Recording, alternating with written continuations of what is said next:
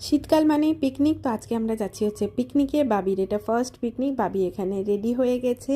ও সারাদিনে যা যা খাবে সমস্ত খাবার ওর জন্য আমি নিয়ে নিয়েছি, আর কিছুক্ষণের মধ্যে বাসে উঠে পড়েছি। আর বাসে ওঠা মাত্রই দিয়ে দেওয়া হয়েছে আমাদের ব্রেকফাস্টটা বাসায় আমরা কমপ্লিট করে নিয়েছি, আর পিকনিক স্পটে পৌঁছেও গেছি। যাওয়া মাত্রই তো এত ফাঁকা জায়গা দেখতে পেয়ে যথারীতি বাবি হাঁটতে আরম্ভ করে দিয়েছে।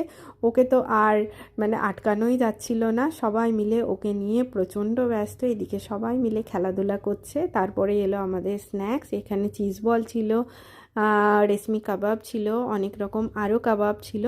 তো আনলিমিটেড যে যত খেতে পারো। নাচ তো শুরু হয়ে গেছে, নাচ ছাড়া কি আর পিকনিক জমে।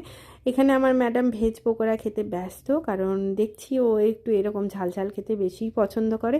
সিম্বা আর মাফিনকে পেয়ে তো কী বলবো, সেদিন খুব খুশি, যেহেতু ছোটোবেলা থেকে ও ডগি খুব পছন্দ করে। এখানে বাচ্চাদের জন্য অনেক গেম রাখা হয়েছে।